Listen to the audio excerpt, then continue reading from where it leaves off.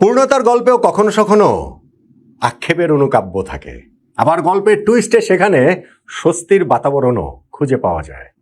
বলছি আর্জেন্টিনার কথা, বলছি লিওনেল মেসির কথা, বলছি এই ফুটবল জাদুকরের কীর্তির অমর সৌধ গড়ার কথা, যেই দিন তিনি আর্জেন্টিনাকে বিশ্বকাপে আরো একটা ম্যাচ জেতালেন, যেই দিন তিনি বিশ্বকাপ ইতিহাসের সর্বকালের সর্বোচ্চ গোলদাতা হয়ে গেলেন। এই কীর্তির সিংহাসনে মিরোস্লাভ ক্লোজার সঙ্গে আগের ম্যাচেই বসেছিলেন তিনি হ্যাটট্রিক করে, আর এই ম্যাচে অস্ট্রিয়ার বিপক্ষে জোড়া গোলে সেই ক্লোজাকে পেছনে ফেলে এখন ওই সিংহাসন, এখন ওই মুকুটের সংশয়াতীত শ্রেষ্ঠত্ব আধিপত্য লিওনেল মেসির। আক্ষেপ তারপরও আছে এবং তার মধ্যে স্বস্তিও কিছুটা আছে। আক্ষেপের সবচেয়ে যে বড় জায়গাটা সেটা হচ্ছে গিয়ে হ্যাটট্রিকটা হলো না, লিওনেল মেসির হ্যাটট্রিকটা হলো না। বিশ্বকাপে প্রথম ম্যাচে আলজেরিয়ার বিপক্ষে হ্যাটট্রিক করেছেন, আজকে অস্ট্রিয়ার বিপক্ষেও তো তিনি হ্যাটট্রিক করতে পারতেন, করতেই পারতেন। 2 গোল করেছেন এবং আরো একটা পেনাল্টি মিস করেছেন। সেই পেনাল্টি থেকে যদি গোলটা হয়ে যেত, টানা দ্বিতীয় ম্যাচে হ্যাটট্রিকে অর্জনের গৌরবে লিওনেল মেসি ফুটবল বিশ্বকে আরো একবার তাক লাগিয়ে দিতে পারতেন এই 39 বছর বয়সে। সেটা হয়নি। সেই আক্ষেপের অনুকাব্যে আবার একটুখানি স্বস্তিরও বাতাবরণের কথা বলছিলাম না, সেটা কি? সেটা হচ্ছে গিয়ে যে পেনাল্টি থেকে যদি গোলটা দিয়ে এই কীর্তির সৌধটা স্পর্শ করতেন লিওনেল মেসি, তাহলে নিন্দুকেরা অনেক কথাই বলতেন যে না, 2022 বিশ্বকাপেও তো পেনাল্টি থেকে মেসি কত গোল দিয়েছেন। আর্জেন্টিনার সেই বিশ্বকাপ জয়ে ওই পেনাল্টির কথাবার্তা সমালোচকরা, নিন্দুকরা কারণে অকারণে ঈর্ষা থেকেই হয়তোবা অনেক অনেক বলে থাকেন। সো এইবারে যদি পেনাল্টি থেকেই মেসির সেই অর্জনটা হয়ে যায়, ওই গোলটা, ওই মোমেন্টটা, তাহলে অমন কথা বলার সুযোগ থাকতো। হয়নি পেনাল্টি থেকে 2 গোল, তাতে কি হয়েছে? যেই 2টা গোল লিওনেল মেসি করেছেন, সেই 2টা গোলই আসলে লিওনেল মেসির গোল, লিওনেল মেসির ট্রেডমার্ক গোল। দেখেন, ম্যাচের শুরুতেই অস্ট্রিয়ার বিপক্ষে আর্জেন্টিনা এগিয়ে যাওয়ার সুযোগ পেয়েছিল। লাউতারো মার্টিনেজকে ফাউল করার জন্য রেফারি কিন্তু পেনাল্টি দেননি, কিন্তু ভিআর ওইখানে কল করা হয়, রেফারিকে আমন্ত্রণ জানানো হয় মনিটরে এই ঘটনাটা আরো একবার দেখার জন্য, এবং সেইটা রেফারি দেখে আর্জেন্টিনার পক্ষে পেনাল্টির বাঁশিটা বাজালেন। অস্ট্রিয়ার ফুটবলাররা তারা ক্ষুব্ধ ছিলেন, কিন্তু আসলে দুইজন দুই সাইড থেকে এসে যেইভাবে লাউতারো মার্টিনেজকে চার্জ করেছেন, তাতে আমার কাছে মনে হচ্ছে যে সেটা পেনাল্টিই ছিল। তবে লিওনেল মেসি সেই পেনাল্টিটা নিতে এসে শটটা তিনি মারলেন গোলকিপারের বাম পাশ দিয়ে, কিন্তু সেইটা পোস্ট ঘেঁষে বাইরে বেরিয়ে চলে গেল। মানে পোস্টে থাকলেও মনে হয় এটা গোলকিপার রাইট গেজি করেছিলেন, ঠেকিয়ে দিতেন। এখন পেনাল্টির মতো এই বিষয়গুলো তো হয় কি, যে পেনাল্টি হয়ে যাওয়ার পর যখন যেটা রেজাল্ট, সেই রেজাল্ট অনুযায়ী এর আগে চেহারার কি অবস্থা ছিল সেইটাকে একটা পরেরটা আগে মিলিয়ে দেখা হয় যে না না না মেসি নার্ভাস ছিলেন। আরে বাবা রে, ওয়ার্ল্ড কাপের মতো স্টেজ এরকম কত কত মঞ্চ পেরিয়ে এসেছে, পেনাল্টি নেওয়ার সময় গ্রুপ পর্বের একটা ম্যাচে নার্ভাস কেন থাকবেন?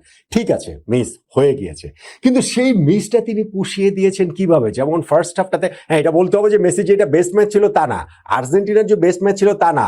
অস্ট্রিয়া ইউরোপিয়ান টিম, তারা প্রচন্ড রকমের প্রেস করেছে মিডফিল্ডে। আর্জেন্টিনা পাসিং সিকোয়েন্সটা ধরে রাখতেই পারেনি অন্তত প্রথম 25-30 মিনিটের ওই জায়গাগুলোতে। পরবর্তীতে তারা নিজেদের গুছিয়ে নিয়েছে, নেয়ার চেষ্টাটা করেছে, ফলে লিওনেল মেসিও বেশ কয়েকটা ভুল পাস দিয়েছেন, এটা ঠিক টিপিক্যাল মেসি না। কিন্তু যখন ওই মোমেন্টটা ক্রিয়েট করা দরকার, যখন ওই ম্যাজিক্যাল মোমেন্টটা ঠিকই তার পা থেকে তৈরি হয়ে গেল। প্রথমার্ধের সেই শেষ দিকে 38তম মিনিটে তিনি এই অস্ট্রিয়ার মিডফিল্ডের কাছাকাছি বল পেয়ে ডান পাশে তিনি বলটাকে নিয়ে নিজেদের গোল পোস্টের দিকে কিছু দূর এগিয়ে রাইট সাইডে তিনি বলটাতে ঠেললেন, লেফট সাইডে, ইনফ্যাক্ট লেফট সাইডে বলটাকে তিনি ঠেললেন। সেই জায়গাটাতে থিয়াগো আলমাদা একটা গুড রান তিনি মেক করেছেন উইথ দ্য বল, এবং তার সাথে সাথে রান মেক করেছে হচ্ছে গিয়ে এনসো ফার্নান্ডেজ, এবং লেফট সাইড দিয়ে হচ্ছে গিয়ে একই সঙ্গে দৌড় দিচ্ছিলেন হচ্ছে গিয়ে ফাকুন্দো মেদিনা। ফলে তিনজন যখন একটা বলের সঙ্গে একই রকম পেসের রানটা মেক করছে, অস্ট্রিয়ার ডিফেন্স আসলে হতবুদ্ধি হয়ে গিয়েছিল। থিয়াগো আলমাদা খুব সহজেই পারতেন যে তাকে পাস করে যে বেরিয়ে যাচ্ছে এনজো ফার্নান্ডেজ, তাকে বলটা পাস করতে, কিন্তু তিনি সেটা না করে ওয়াইডে দিলেন ফাকুন্দো মেদিনাকে। ওই দিকে মেসি যে পাসটা দিয়েছিলেন, পাসটা দিয়ে তিনিও তো দাঁড়িয়ে নেই, তিনিও রান করে সেইটা হচ্ছে গিয়ে বক্সের ভেতরে ঢুকে যান, এবং এরপরে একটা দুর্দান্ত মোমেন্টের জন্ম হয় যখন মেদিনা বলটাকে কাটব্যাক করলেন। সেইটা আসছিল সেই থিয়াগো আলমাদা আলমাদার দিকে, কিন্তু আলমাদা এবার একটা ডামি করলেন, 2 পা ফাঁক করে তার মাঝখান দিয়ে বলটা চলে যেতে দিলেন। টেলিপ্যাথিক যোগাযোগে বুঝতে পেরেছেন যে পেছনে মেসি আসছে, এবং মেসি এসে বলটাকে তার বডি শেপটাকে একবার রাইট জায়গাটাতে রেখে জাস্ট প্লেসিং করলেন। অস্ট্রিয়ার গোলরক্ষকের ডান পাশ দিয়ে বলটা জালে জড়িয়ে গেল। প্রথমার্ধে এই যে মেসি এত মিসপাস করছেন, আর্জেন্টিনার ম্যাচের নিয়ন্ত্রণ থাকছে না, অস্ট্রিয়া খুবই ফিজিক্যাল গেম খেলছিল, খুবই প্রেসিং গেম খেলছিল, এই সব কিছু এক ফুৎকারে মেসির এক ম্যাজিকে শেষ হয়ে গেল যখন তিনি অ্যাটাকটা ইনিশিয়েট করেন এবং সেইটাকে একটা পূর্ণতা দেন। তবে আমার কাছে এই গোলটাতে সবচেয়ে বেশি করে যেটা মনে থাকবে সেইটা হচ্ছে গিয়ে থিয়াগো আলমাদার ওই ডামিটা। ব্রিলিয়ান্ট একটা ডামি করেছেন তিনি, যেটা মেসির জন্য গোলমাউটটা ওপেন করে দিয়েছে। হ্যাঁ, আর্জেন্টিনার যে 11-এর এই জায়গাটাতে লাউতারো মার্তিনেজকে স্পেশালি কোচ স্টার্ট করেছেন, তিনি আজকের ম্যাচটাতেও সেই প্রতিদানটা দিতে পারেন নাই।